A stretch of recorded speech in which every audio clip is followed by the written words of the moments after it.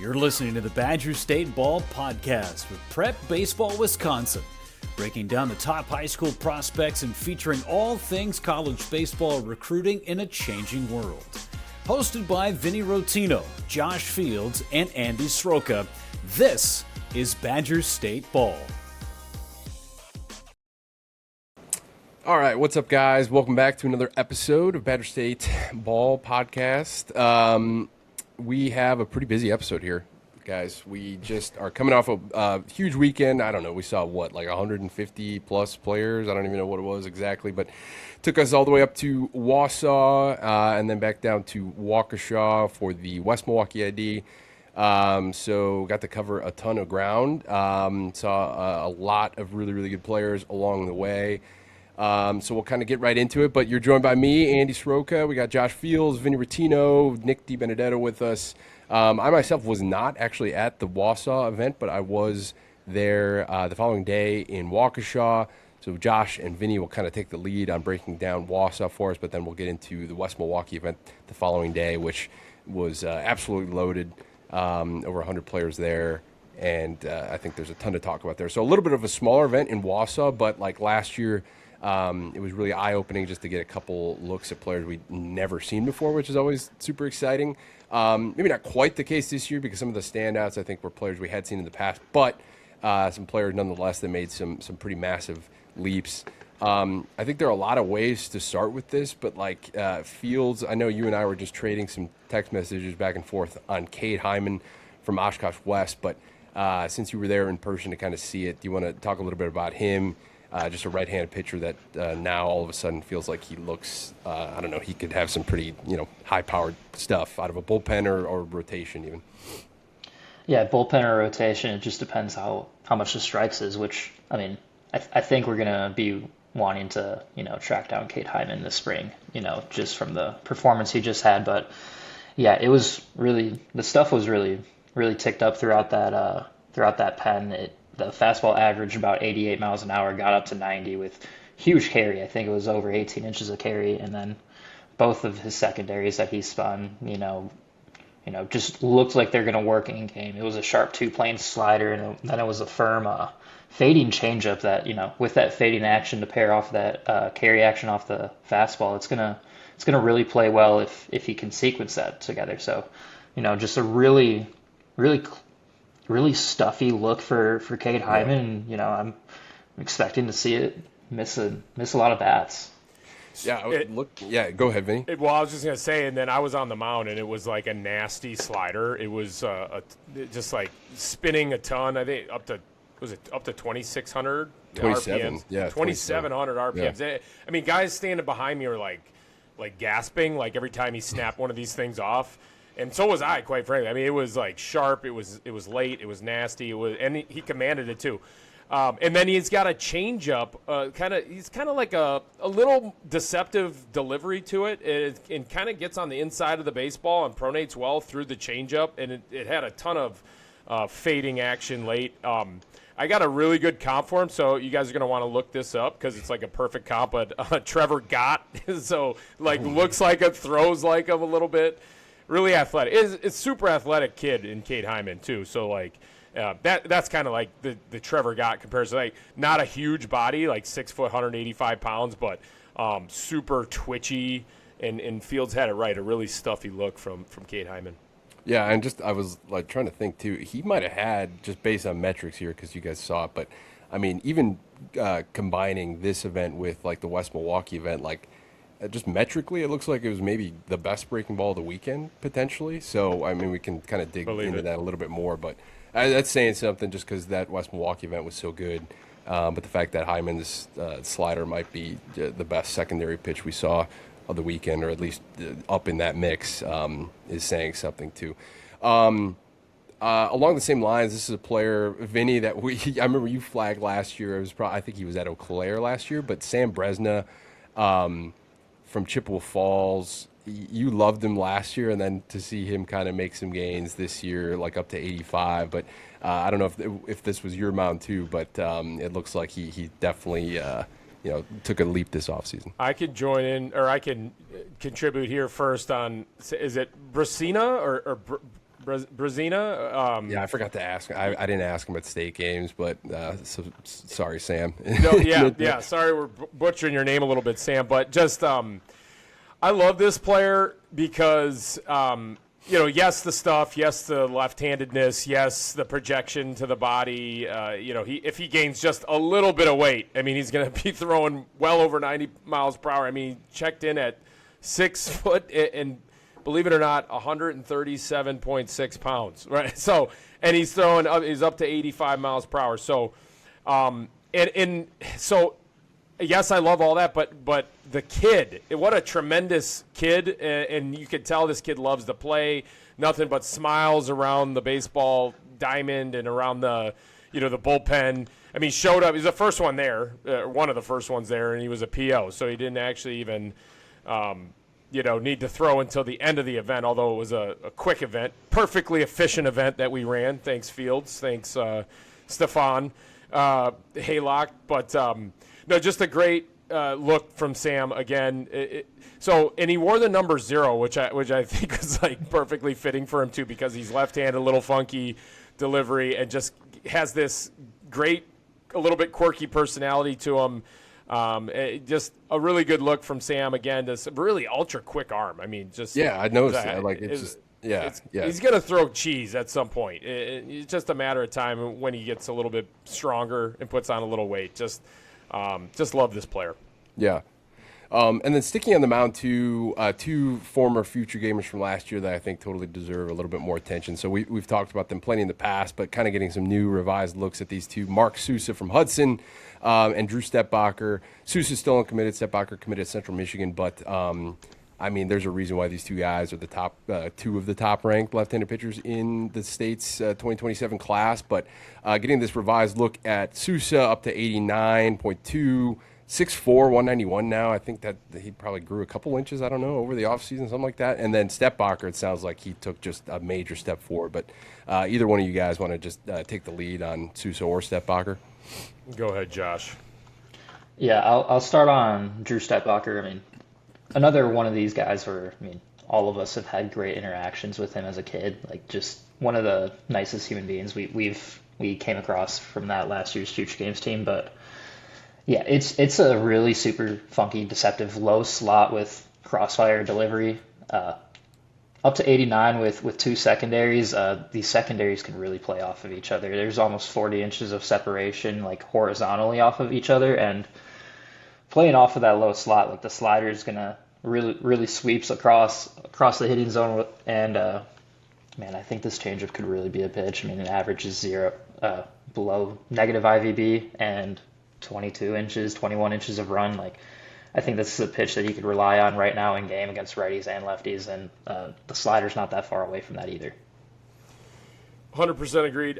So we have a lot of players to get to. I'll say this on both these guys, on Sousa and Stepbacher, and you can add something on Sousa too, Fields, that both these guys are going to be playing professional baseball at some point in their careers. And it's just a matter of time as to when.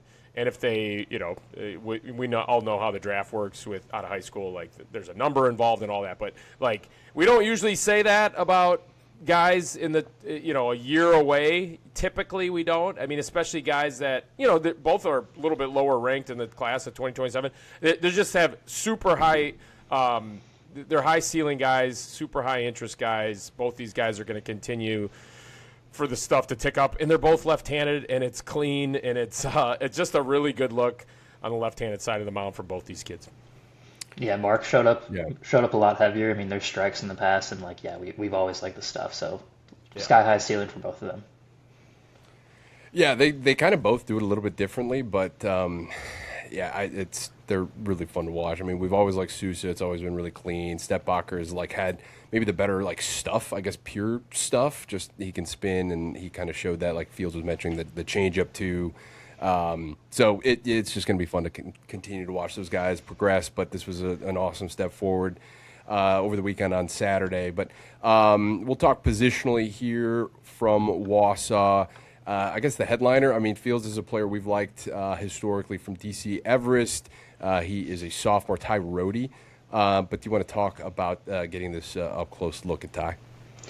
Yeah, one, I thought Ty showed up a lot bigger than what I imagined him being. Like, I mean, just looking like he could, kind of run through either guard on the side of the O line and really like He does light look, up a tackle. running back, Like he looks like a running back here, but really athletic looking. I mean, started running the 60 with a really athletic gait. Like looks like he could run a lot faster than the time that he ran, and like the swing looks like it's going to play. And we saw it a lot last year in the summer, and we saw a lot of video over the spring of him. He was also a first team all conference as a freshman, so like there's history of performing with him, and we're excited to see it in the spring this year too. Yeah, in-game performer with a really clean swing, really athletic. I love the outfield defense as well, like how he's getting through the ball and how he's up to 89. So I told him like right away after his outfield defense, he's like, well, what was my velocity? And I can't tell immediately sometimes until I look back in the sheet. And then at the end of the event, I was like, you were like 89 from the outfield. I knew it was going to be hard. Yeah. And then he was like, oh, that's my best. So it was just, I'm saying that just because like this kid is explosive, it's athletic, and it's on the come for him, right? So he doesn't know, I think, how I think he's starting to realize, like, okay, he can compete here with some of the best in the state. Yeah. And he ran a 7.11, so perfectly fine number for a sophomore. And that it seems like strikes me as the type of player too that a year from now it's like all of a sudden he's running, I don't know, somewhere in the 6'7", 6'8" or something, and then you're kind of talking about the upside from there. But yeah, Ty Roddy, 2028 in the state to know from DC Everest.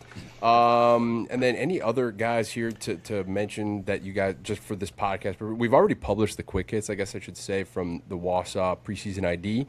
So a lot of these players and even many more are listed inside the quick hits. So go check that out on our website to learn a little bit more about these guys. But just before we move on to West Milwaukee, just with the amount of names we got to get to, anybody you want to mention here before we move on? I did want to just mention this quickly. 3 guys like Tyler Bellew from Hudson, super athletic player, and just like, again, the outfield defense was outstanding. 89 from the outfield, like the swing as well, compact and hit line drives like throughout the round, and then a couple of arms that are not yet throwing as hard as they're going to throw, but had a ton of like Jackson Kosman had a ton of touch and feel and just a disgusting kick change. I mean, he was throwing in the high 70s at this point, but I think this kid, once he adds a little bit more size and strength, he's going to be a really, really good quality college arm at some point and at some school, wherever he ends up. And then Keegan Kingsfogel.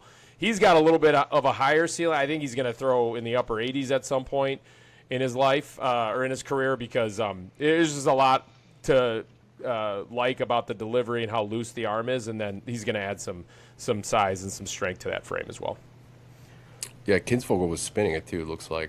Yeah. So I feel like that's always a great tracker. Like it's a good sign of things to come there, so that he's able to do that. And Bolu, Tyler Bolu, I think that's how you say it, maybe, from Hudson, sophomore. I think he's got a chance to start for that varsity team. Maybe if not this year, then obviously in the years to come. But kind of worth noting that he has kind of earned the attention of some of the guys at his high school as well. So I think that's a good point. But Fields, last chance here before we move on. Anybody else you want to shout out real quick? Yeah, there was another Chippewa Falls arm, Ryan Dixon. He's an athletic 5'10" righty. I mean, there's field to spin multiple breaking balls, and also turned over a changeup. It's a lot of strikes too. It looks like he can definitely be a performer on varsity and throw harder just with how athletic he is as well. Kick change too, right, Fields? He was on your mound, I believe it. He had a kick not change. I'm not sure if it was kick change, but it definitely faded. Definitely some action to it. Yeah. Yeah, there's a lot of spin at this event, it seems like, so that's kind of a good takeaway. So Ryan Dixon and Sam Bresna, 2 Chippewa Fall guys to watch, and I think there's some more, too, in the ranks. So that's just, hey, stowed away. Feels Chippewa Falls. And the other thing, too, about this event in this venue, guys, if anywhere you're in the state, like let's just say you want to go to an event next year, like maybe try and get to this one, even if it's a few hours away for you. This venue is a 10 out of 10. It's the Greenheck facility. Turner Center. Yeah, Greenheck Turner Center connected to the DC Everest High School. It's absolutely phenomenal. Before we get back into it, we need to tell you about a big upgrade here at Prep Baseball. If you're serious about stepping up your recruitment, we just revamped our Prospect Plus subscription, and it's a game changer. Prospect Plus now lets you upload your own videos directly to your profile, so your best swings, innings, defensive highlights are front and center where college coaches are already looking. New this year, you also receive a $100 showcase credit built right in. On top of that, you still get all the Prep Baseball Plus features, including access to a sortable college database across every division, school tracker tools, and advanced search filters to find the right fit. You can manage your profile, track schools, organize your recruiting calendar, and access coach contact information all in one place. And yes, you can download your videos at any time. Bottom line, Prospect Plus is built for athletes who want more control, more exposure, and recruiting tools that actually matter. Head to prepbaseballreport.com to subscribe. Now, let's get back to the show. Awesome. Well, like I said, there's much more to say about this group of players at this event that you can read on our website, Wausau Preseason ID Quick Hits. We've not yet published our quick hits from the West Milwaukee ID, which took place the following day, just this past Sunday. But like I said in the intro, over 100 players.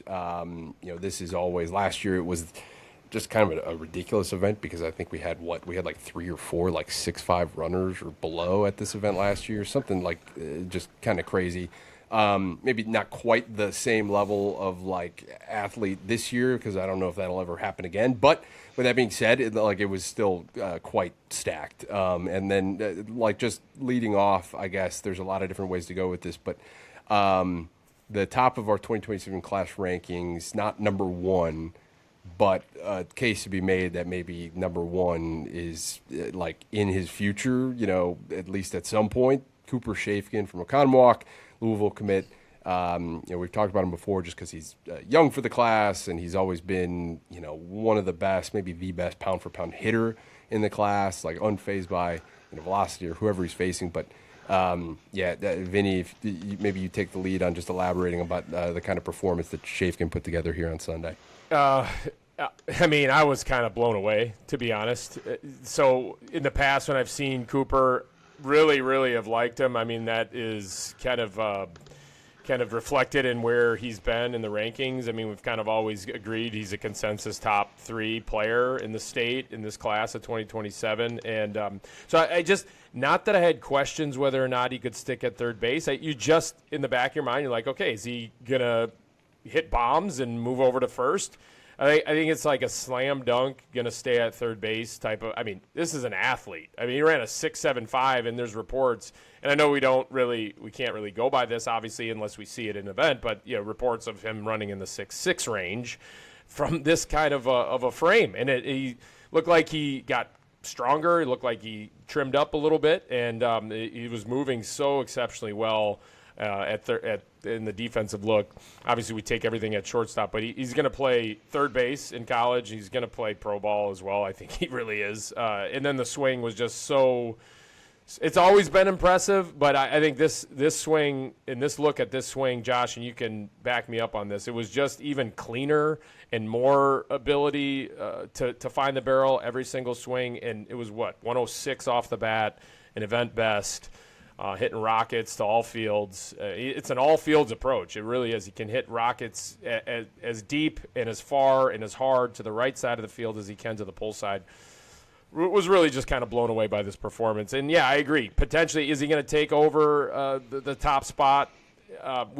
There's a couple other guys that are in the conversation, including the guy that's currently ranked number 1 right now, Kyle Rogozinski. So I'm not sure, but it is this kid is as good as those guys that are in that conversation.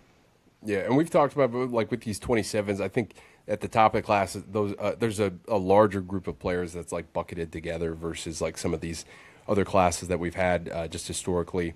So the gap, I guess, the separation between, like, Shafkin and some of these other kids is pretty tight. In I think typical years, it's like 1 or 2 guys kind of very clearly at the top. And then there's like a teardrop and kind of so on. But this year, these 27s, I would say, are like kind of close together, and Shafkin is firmly in that group. So, yeah, there's definitely a case to be made that he could be number 1 in this next update. But, we'll need to see how the rest of this preseason plays out. But one way or the other, like, he's kind of done quite a bit for himself. He's 6'7" runner now. Like, he's always defended the third base, like, pretty well. I remember Fields, you and I saw him, like, just look completely in control against Peter Cusseau last spring. I think that just kind of goes to show what type of player and hitter he is. So if he's doing all these other things, like, I think that is a huge sign of things to come for him. But in that same breath with the 2027s, like, kind of being near each other, I'm curious what you guys think of Chase Stoudy here in this latest look, 6.56 run time. Always been like a pretty, like, bat to ball performer, like, gamer. We love the athlete. He has huge arm strength from the outfield. He's like a total, like, center field type prospect. But in this, like, it just was a great look all the way around. So it's like, I don't know, Chase Stoudy, he's probably in the hunt for number one at some point too. Go ahead, Josh. Yeah, I agree. Yeah, I agree too. I mean, Chase has been steadily ticking up, like, the last couple of years, and I mean, he's just full of twitch. Like, we can see it in the outfield, we can see it throwing baseball, we can see it at the plate. Like, it's a left-handed athlete, full of twitch, and since the fall, it's just gotten a lot cleaner, a lot more repeatable, and just the tools are continuing to tick up. And it's just something really cool to see for a guy that we've seen perform really well in front of us for multiple years. And even on top of that, like, at one of the premier events that we've had in our company at the Future Games as well.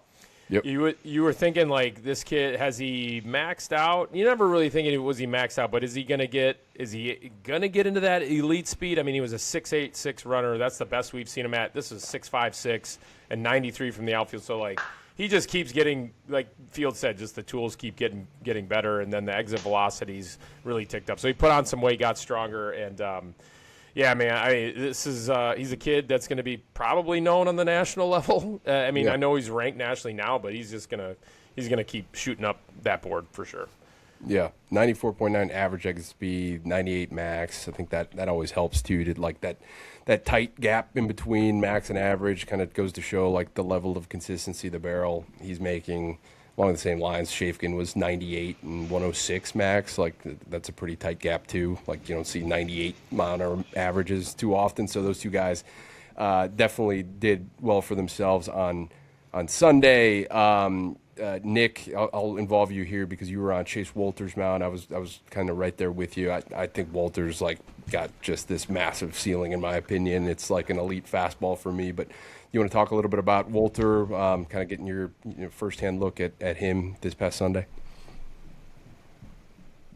Yeah, I was a big fan of Wolter on the mound. I mean, he was in command with all the pitches, up to 90 miles an hour. His fastball was clean, out of the hand with a lot of arm side run.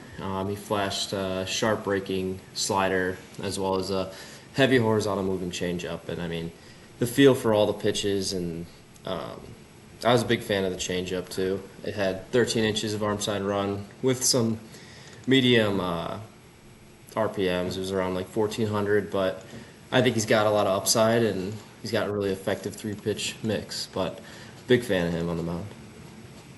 Yeah, Fields. I know you're super familiar with Chase as well. I'm just curious I know you didn't get a chance to see the pen yourself because you were on hitting at the time, but.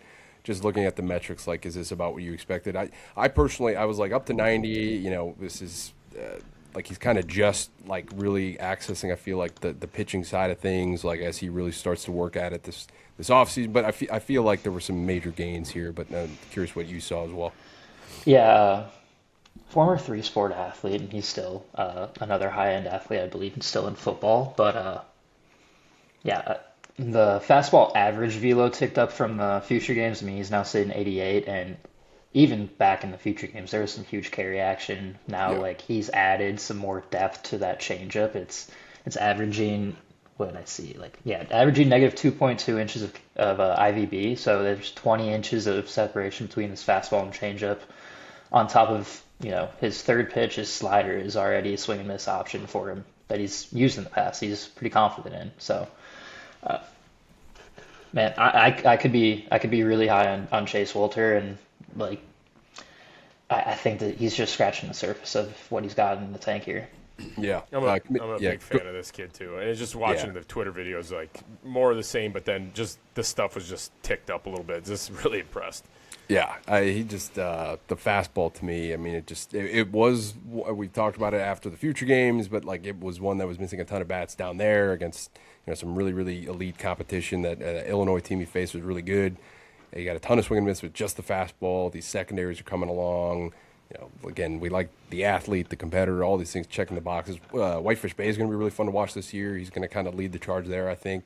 Yeah, he'll play shortstop for them too, probably. Again. Yeah, there's just a lot to like with Chase. Again, committed to UIC. Really bright ceiling on the mound in particular, I think, but athletic enough to do a ton of different stuff. But with 18 average IVB, what was his max? I'm just curious. Did he hit like a 22 or something? Yeah, it was like 20. I think was the max. Yeah. Yep. So just which I think again like kind of ties into the consistency. Like he repeats athlete, like seeing that range kind of be tight together. I think is a good sign too. A couple other former future gamers that were there with us on Sunday: Cooper Sievert, Mason Horn. Cooper Sievert committed to West Virginia. Mason Horn, lefty, committed to Purdue from Muskego. Sievert at Wisconsin Lutheran. Anything to say just real quick on these two? Since we're committed, we might move on to some of the other uncommitted standouts from the day. But I didn't want to skip over these two because they're still two of the best players in the state. But Sievert, you want to take the lead? Maybe Vinny. I'll take Sievert. Yeah, just just that I fall in love with players that can really pick it, and this kid just does it super easy at short. And it was 91 across the infield, and it didn't look like he was breaking a sweat. And so, like, it's very, very easy on the infield dirt. And then, it's twitchy. The swing is there. It's compact. It looks like a hitter. It's really hitterish. We saw him at the future games. Have really quality at-bats throughout the tournament or the game showcase there. So just this kid is only going to get better. It's one of those kids, too, that just that this kid is going to get the most out of his ability, which is already a very high ceiling. So love what we saw from Cooper. Yeah, and then Mason Horn. I know, Nick, he was, I think he was on your mound / I was back there with you. But Horn, I mean, it was just like exactly what you would expect. I mean, it was just 87, 88, easy as can be, spun up slider or a curveball slider, whatever you want to call it. It was great. The changeup was really good too. Made it look easy. I don't know. There's not, it was just the most Mason Horn performance ever, where you're just pretty confident he's going to be one of the best pitchers in the spring this year from Muskego behind Tyson Gorkowski. So kind of a ridiculous staff already in the making there, which everybody already knows. Yeah, he had a lot of arm side run on the fastball. I was really impressed with that. And then the ability to hold the velo too. I mean, sitting 87, 88 and topping 88. I mean, he was holding velo throughout and then showing a high spin slider too with some feel. But I was really impressed with the fastball and how much run that had. Yeah, ton of feel. I think that's a good point. I think he just has a ton of feel, confidence in his entire mix. That's kind of his separator right now too. So athlete, lefty on the mound, Purdue commit. One of the best in our 2027 class for sure. But here are some uncommitted guys. Maybe we'll start off with, Colton Topp. Seems like a good place to start. Felt like he made some gains. Left-handed hitter, outfielder from Arrowhead, uncommitted, like I said. 101 max exit, 95 average exit. But can you guys talk a little bit more on Topp? Just because it seemed like he made use of the offseason for sure. I mean, for him to get to a 101 exit velo, it just from the jump that he had, I mean, it just seems like it was super easy for him. He's not, and it's a fluid, loose, just kind of like a pure left-handed swing, and so that's what kind of stands out with Topp, a 6.99 runner, 86 from the outfield. So, yeah, bat speed is here, really balanced approach at the plate. And I'm kind of really looking forward to seeing what this kid can do this spring. Yeah, this is I think a player we kind of flagged just because it was a pretty swing, and he clearly like an athlete, but just hadn't maybe quite put it all together. But just the added strength and stuff feels like this natural, could be a breakout player of the spring for sure. So Colton Topp from Arrowhead, 2027, uncommitted. I know, Fields, you're a big fan of Ethan Miller. He was probably one of the top catchers defensively on the day. He's always kind of had that reputation, can really receive, really cares about just being a solid standout defensive catcher. So you always love to see kind of that care put forth in it, especially at that position. But offensively, Fields, what did you see out of Ethan Miller? Yeah, I thought that the impact is finally just coming around a little more often with Ethan. I mean, it was consistent elevated contact, a lot of backspin through the middle of the field. And, he was getting upwards of 98, 90, 99 mile an hour peak exit velo. Like it's getting up there. And that was really the missing piece for Ethan Miller. He's always a guy in game that's going to grind out an at bat. He's probably not going to strike out. He's going to walk usually more than he strikes out, and puts the bat on the ball more often than not. So seeing if this is going to translate into some more game power is going to be the next step for Ethan. But yeah, like you said, standout defender defensively, throughout showcase gameplay every time we've seen him. It's such a short swing too. I remember watching Ethan with you, Fields, and first of all, you were like, just wait till you see this, and I was like, you know what, that was a good tease for me to kind of be ready to be ready to see what I was about to see, because it's the hands. He doesn't get this huge separation between your front foot and hands, so it's such a short swing, and I do think he's going to eventually run into some power, but it's you can tell that this swing is geared for contact. It's geared for line drive, gap-to-gap contact that he's probably never going to strike out. And so, a backstop that can offer you that, that kind of hit tool, that kind of hit ability is, super valuable. Yeah, totally. And completely different player here, but another catcher outfielder, Tyler Smyska from Mukwanago, another uncommitted 2027. But he has been kind of an unheralded, I guess, he's just an easy to like prospect, which we kind of say a lot, but in terms of in-game performance, athlete, kind of just does a little bit of everything, can definitely play catcher, but is athletic enough to move around the field for sure. But what was the day like here offensively? Just because he's always been an in-game performer, he's stronger than you'd think, and it just seemed, by all accounts, at least metrically and stuff, that definitely matches what he was doing on Sunday. But yeah, either of you guys want to talk a little bit about his BP? Fields, it's one of your favorite guys. Yeah, Tyler it was a really twitchy swing. Every time I see Tyler, in game and showcase, he's hitting the ball hard, consistently hard, and it's elevated contact. But I really feel like I want to really hammer down on the defense here. I was watching his pen, and even the uncompetitive pitches that he was getting, on his catching receiving video, he was receiving them pretty naturally and finding the pocket with soft hands. It was pretty impressive. I started watching his keying in on any bullpen where Tyler was watching, just really clean hands. I was really impressed with just the defense for a guy that really has only played outfield in game for as long as we can remember. Yeah. Catcher velo at 83. That, by the way, that's an absolute cannon. And I say it's one of Fields' favorite guys. He's becoming one of my favorite players too. 5'7", 166-pound backstop that's got tools. Yeah. Kind of easy to like. Yep. Another one with defense and hands, Caden Burtness. We've been a huge fan of him because of how just natural he looks as an infielder defensively. Just the hands are super soft. He just looks like he can make any play, moves around the infield with a ton of confidence, ease, fluidity, whatever you want to call it. Plenty of arm, 85 across, I think, on Sunday. But it also looks like he is another one here who's just added some bat strength, right-handed hitter.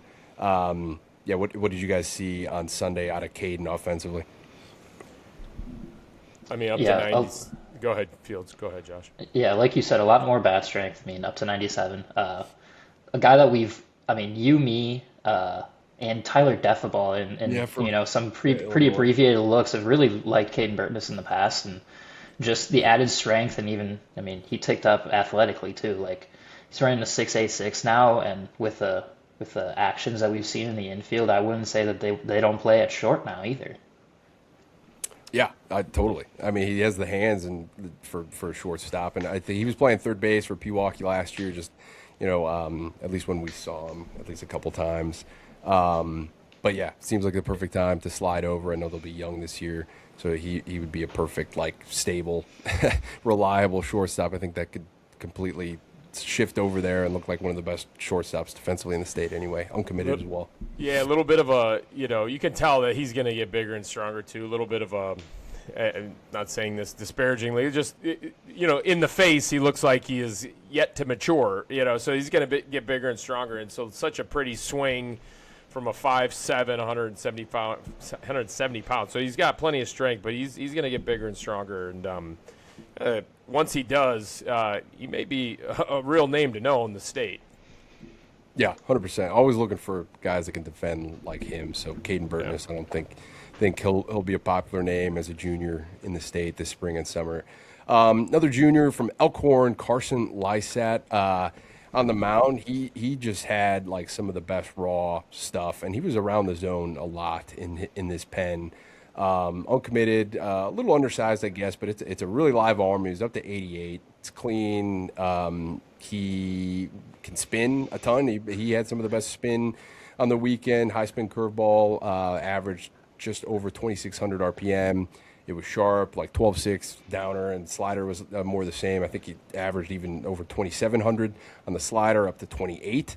And the circle change was a really nice pitch as well. But this was just a great look, I think, at Carson Lysat as a player like who looked like this, I guess, at times in the past year or two. Maybe strikes in game has been a little bit of a different story. I don't know if we have a ton of fields. You might have a little bit more on that. But, I mean, either way, on pure stuff, like he checks a ton of boxes. And he is just one of the top, I think, 27 uncommitted arms coming out of Sunday. But Fields, I know we were talking about him a little bit just through text, but anything to add there? Yeah, I mean, the Carson has been really able to spin for a while now, and the feel for a changeup has been there. But the real takeaway for me, just watching the delivery, is just how clean. It's really balanced, really athletic, really just simple. He really simpled it up, and the feel to work and sink and repeat is just really, really shown out here in this pen. Like strikes across the board, all pitches too. Yeah.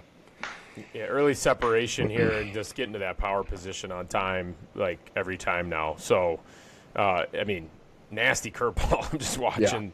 Yeah, it's like nasty break, 2,600 RPMs on the curveball, 2,700 RPMs on the slider. So, good stuff from Carson.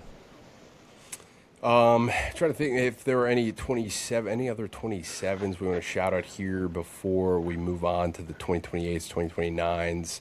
I mean, I'm sure there are because there's a ton of players, but this is a massive quick hits doc. There's two of them actually coming out slowly here, and I think we're going to divide it up. The 2027 group, massive document, and then the 28 and 9 group will come out after that. Also massive. So there's a lot of players to talk about from this event. There's so much talent in the state, guys. I mean, I can't get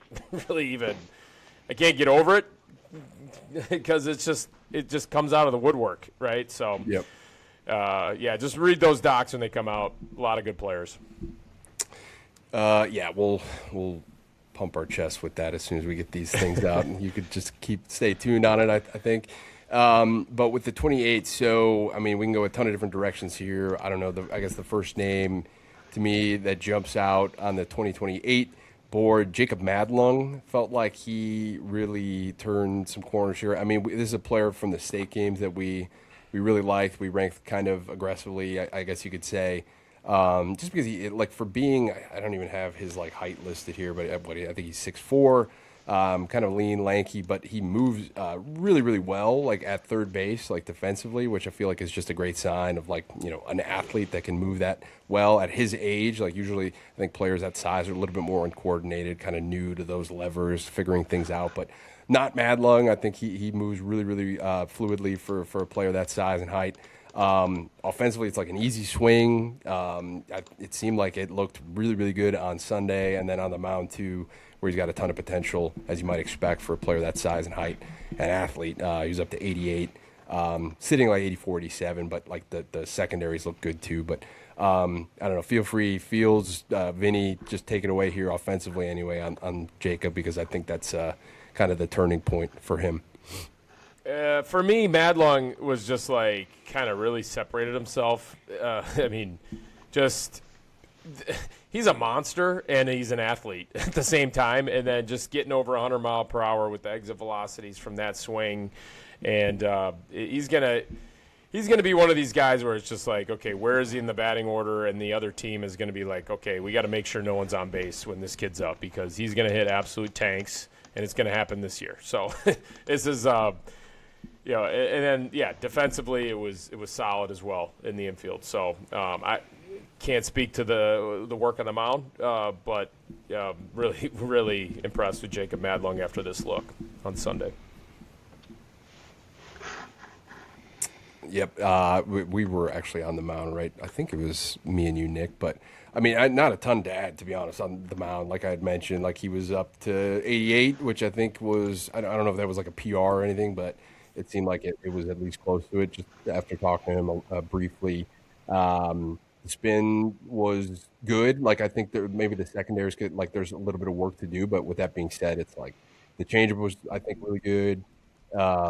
He ran like a sub-7, so it's like the athlete is there. Like the potential, I think, talking to the guys it sticks to, it's like it's a good problem to have with him, because it's like it could go either way, positionally or on the mound, and you kind of mean that in all the most positive ways, where the future is that bright on both sides of the ball. So he was certainly one of the takeaways. And then Fields, I'll let you talk a little bit about Tyson Resch here, because this was not, I don't know if you're picked to click necessarily, because I think for you he was already clicked in, like you were all in on Tyson Resch, but he has always been this like arm strength, like just stronger than everybody else type player, but he like leveled up for sure on both sides of the ball on Sunday. So take it away.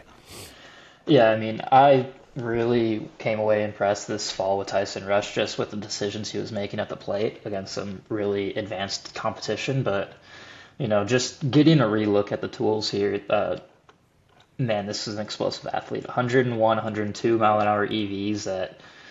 He was consistently getting over. He had multiple over 100 mile an hour exit velos that day. Like it's not just a one-off thing where his average is going to be down in the 80s. Like Tyson Resch can really has some feel for the barrel, and obviously, he kind of really broke out on the mound here with 91 and arsenal that really complements itself east-west. The slider averaging over 16 inches of sweep, and then the changeup is also just a other way, like 19 inches of run as well. Like you don't know what it's going to be, but it's going to, at least in high school, he's going to do both really well. A big, strong kid, right? Sometimes you think like how much strength there is in the body at such a young age. You think, okay, he's going to be kind of a stiffer mover, but he's not. Like he's athletic mover through really everything that he does on the baseball field. So that's why,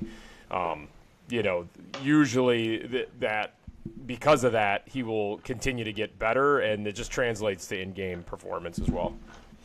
Yeah, this might have been my favorite bullpen. Yeah, this might have been my favorite bullpen. Like you guys have already said, he's a really physical kid, and just the way that he had like a sinking fastball. The way that he paired that with his cutter was nasty. His cutter was arguably one of the best pitches of the day, because he had the sinker running in on lefties, and then he had the cutter going out. It was really impressive, and like you guys had said, up to 91, which was the event best, but probably my favorite bullpen of the day, just the way he paired, his fastball with his off speeds. It was nasty. I would not want to face him personally, but Yeah, it was a really it's like he isn't just trying to throw, despite throwing the hardest fastball of the event, it's not like he's just trying to run it up there like exclusively and throw harder than there was a level of feel to it, and then the amount of horizontal movement he's getting on this, low 90s fastball is pretty ridiculous on its own. So he's just got a lot going for him, and we like the bat too. So super bright ceiling potential there for Tyson Resch out of Menominee Falls, 2028. Another 2028 we've obviously been just like longtime fans of, and just more of the same here. Eli Hart from Bayport, just another easy to like swing right-handed hitter athlete at the plate. 98 mile-an-hour at max exit, 92 and a half average exit. He just can do a little bit of everything too. But Vinny, I'll let you talk a little bit about Eli Hart here. Yeah, Eli Hart. We've liked this kid ever since we saw him. We liked him a lot ever since we saw him at the Rising Stars event. And it's a shortstop for me. Like it's projectable body kid who's got such a clean swing. It's a ball player. It's a hitterish feel, but it's also like one of those profiles where it's like this kid is going to be able to play the most important position on the field, shortstop. So really he continues, and he's going to continue to just get bigger, stronger, faster, and all the tools are going to tick up. So Eli Hart, another good look from Bayport, just a sophomore. Looking forward to his spring as well. 6'8", 460 as well. Yeah, he's just he's long been like he was kind of one of the first like highly ranked players like on our board in this 2028 class, and there's really no reason to think otherwise of him. But same goes for Maxwell Webb from Port Washington, one of the top right-handed pitchers in the state. Like kind of has a case to be the number one ranked right-handed pitcher just in terms of like pure performance. Like he just absolutely dominated as a freshman in high school last year. No reason to think differently about him moving forward. He looks bigger, more filled out, and he was up to 87, which I think he was hoping for maybe a bigger number, which, I mean, that's fine, but it doesn't matter because it's a great fastball. He throws a ton of strikes. Like I think he was frustrated he wasn't throwing a ton of strikes necessarily in this pen, but it's like the one-off. We are accustomed to seeing him just carve in high school and in the spring and summer and so on. That this felt like kind of an anomaly, so we have this body of work to go off of with that. But it's just 3-4 pitches. He spins. He has feel for these like two different breaking balls. The changeup is really, really good. It's a deceptive pitch. If anything, just seeing him physically look a little bit different, look stronger. The fastball kind of like looking better and better, just metrically. He still feels to me like one of the top prospects in the state and pitchers certainly, but Fields too. Kind of curious what you thought in the data with Webb. Yeah, I mean, I've seen Max Webb a couple times throw over the winter. Yeah, I mean, this kid is generally living in the zone, and yeah, I was really intrigued by what he was going to look like this past Sunday. But yeah, I mean, the fastball's improving. It's life with more strikes than what we saw, but there's two shapes of the breaking ball here that he throws both hard, and it's one's a downer 11 pretty downer shaped curveball, and the other one's pretty like two plane slurvy like sweeper, but both of them are going to play when in the zone, and it looked like he was able to locate his secondaries in the zone throughout the pen here.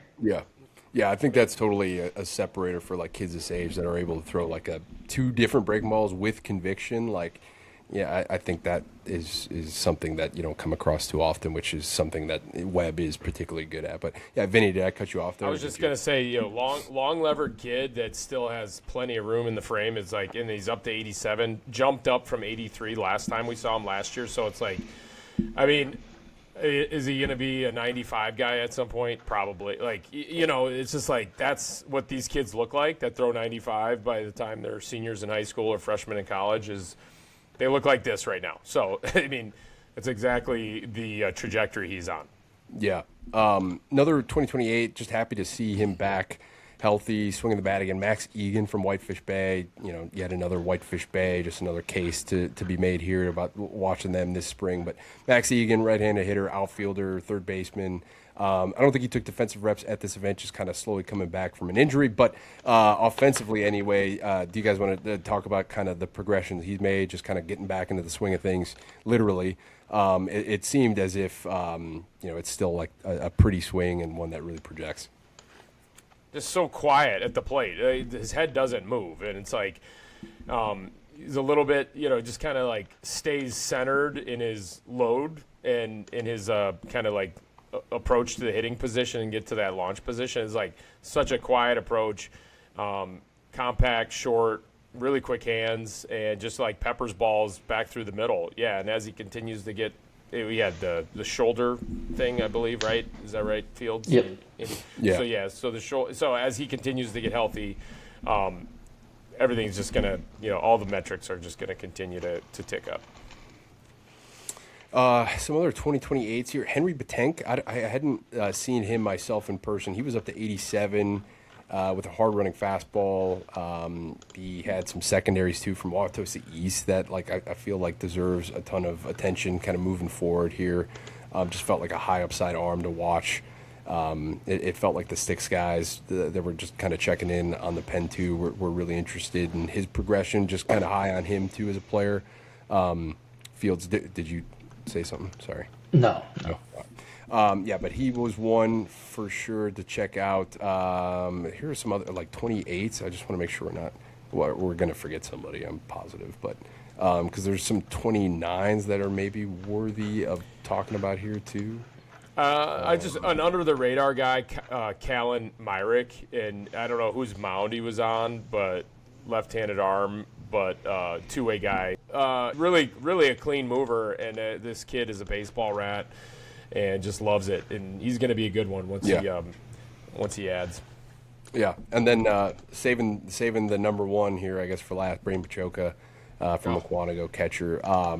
He looked exactly like you'd think he would have looked. That was on the catcher defense, and that's kind of where he shines. He's just this advanced catcher, receiver, all the above. He loves just catching pens. You could tell how much he likes just being back there working with the pitcher and stuff too. So he's a great presence there behind the plate defensively. He's the catch and throw is great. All the above, checks all those boxes defensively. But the bat, definitely not light or anything. And he's a super mature approach. He's just an advanced hitter.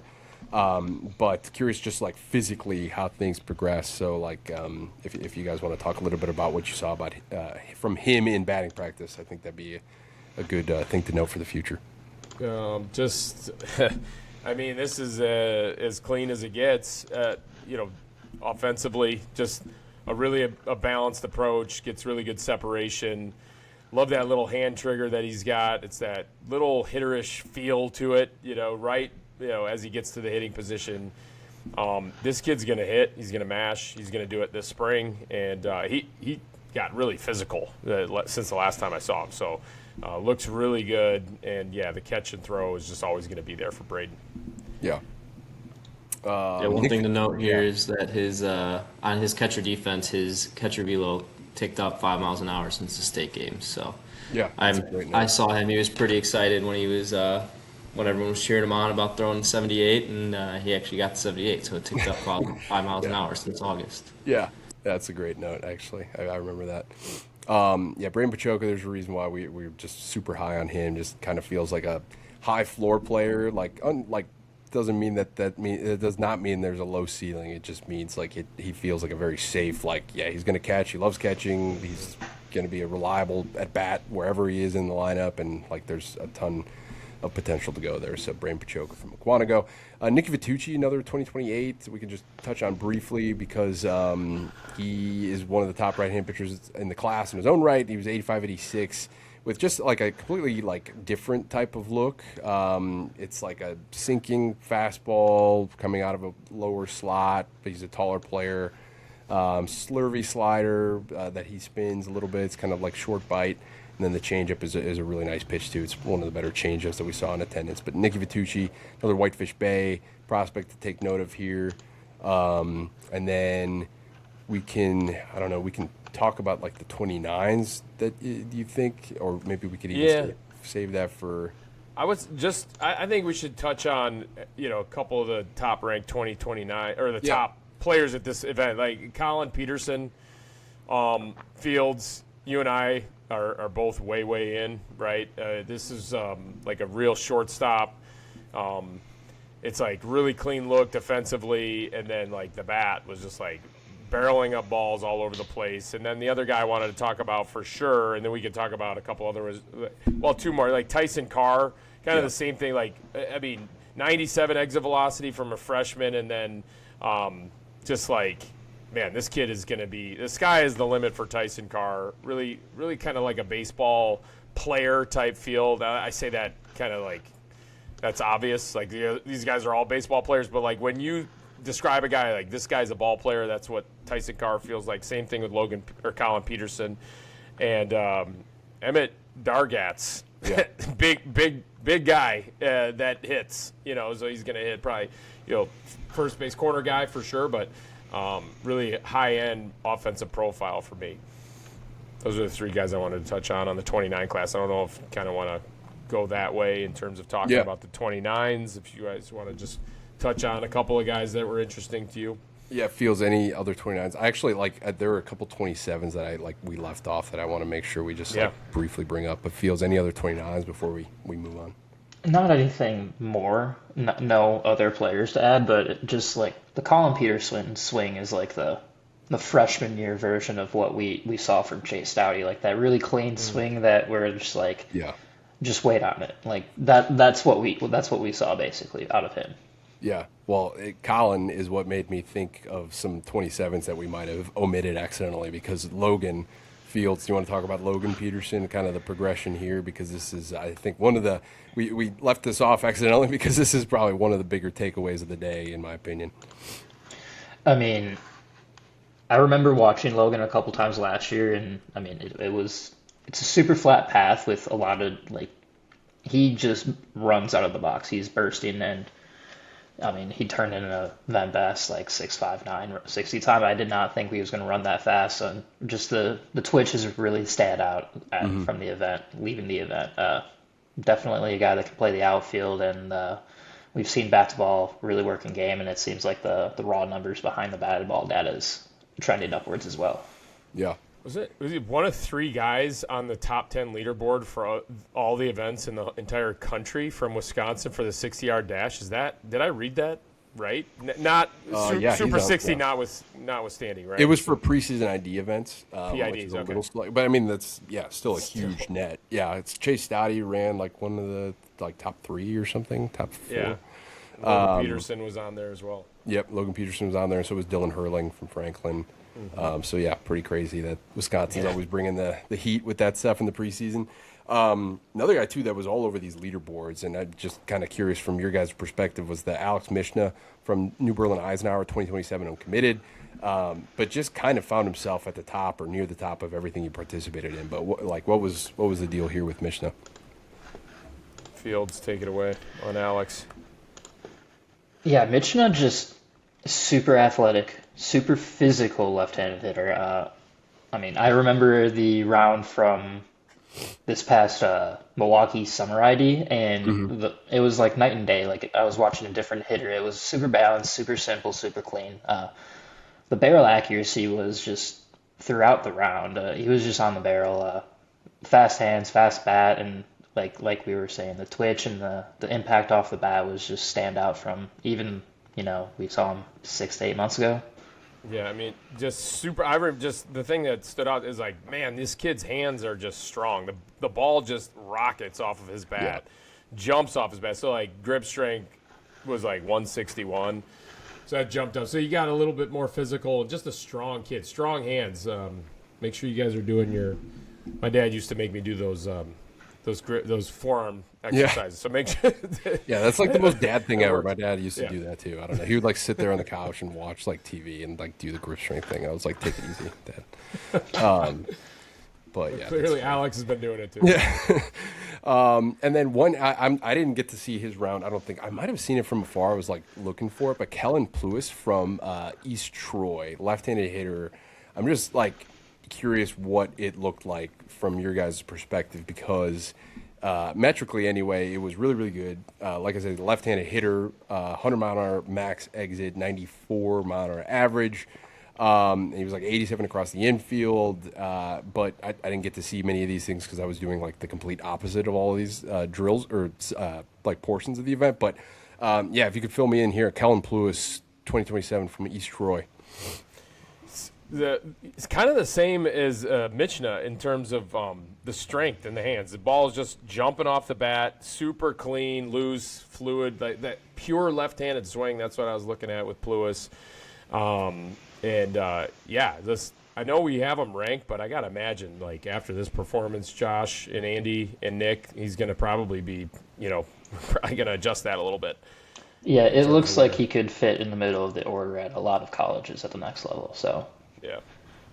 Yeah, he felt like one of the bigger, like just metrically, because like I said, I just didn't get to see a ton of it in person. But yeah, and I think he's, I don't know what it's like on the mound, but I think he has like a chance to pitch too. So I think we're going to see him later this winter at an event on the mound specifically as well. So we'll be curious what that looks like. But okay, cool. Well, I mean, there's a million other players we could talk about for sure. So we'll have to unfortunately save the rest for like the quick hits or future episodes. I'm sure we'll continue to break down like this preseason.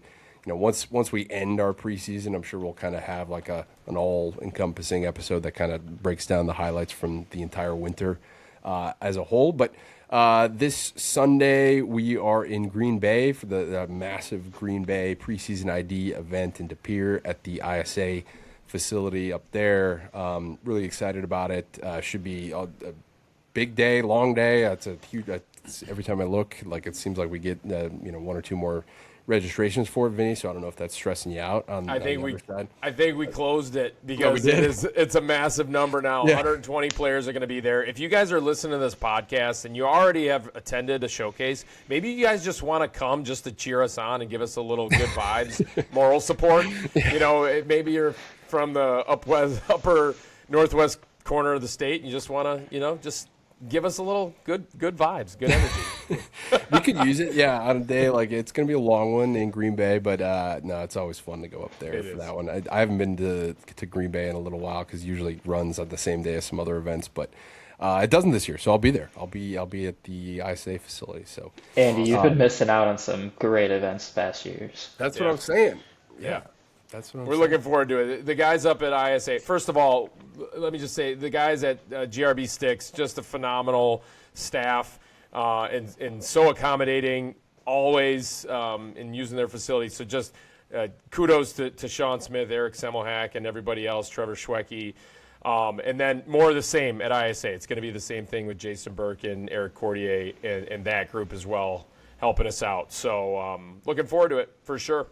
Yeah, it's we get a ton of just like really awesome accommodations wherever we go. Honestly, we talked about it, Kenosha, our first event of the winter, and it's kind of more the same the rest of the way too. So just it makes for a good time for us, even though it's long days. It's fun just to be around baseball and some of the best baseball people in the state. So looking forward to it. So we're in Green Bay this weekend, and then the following weekend I think we're at Hitters. Right. Following weekend's at Hitters, and then we're going to Madison, and then we'll finish up Milwaukee and then Mosinee. Up in Mosinee. Yeah, nice. Don't forget about Eau Claire in there. Nope, we did. Forgot about Eau Claire. We forgot about Eau Claire. Yep, we're all over the place. So good call, Fields. All right, cool. Well, that sums up this episode. Talked about Wausau. Talked about West Milwaukee. Again, just check us out on our website for just greater detail and like a ton more of these players, not just the ones we mentioned here on this podcast, but check us out there. Social media. Nick has been primarily the one like pushing those out. Nick Fields kind of leading the way on clipping up some of the highlights, the actual video highlights from these events, so you can look for some of these players on those feeds. We're all over the place. It's our busiest time of year right now. So I don't know. Anything else to add, guys? I think we're good to go. I think this was a awesome episode, and thank you guys for tuning in. Don't forget to also subscribe and like. Open any feedback you guys got for these. So that means it's your turn, Vinny. You gotta lead us out here. Just real quick and easy. All right, guys, let's go. Let's go, Team Cheese. Team Cheese. All right, see you guys. Thank you. Thanks for listening to the Badger State Ball Podcast. To keep tabs on our latest events, rankings, and coverage, subscribe or follow the show on YouTube, Apple Podcasts, or Spotify, and follow us over at PrepBaseballWI on X and at PrepBaseballReport.com/Wisconsin. Until next time.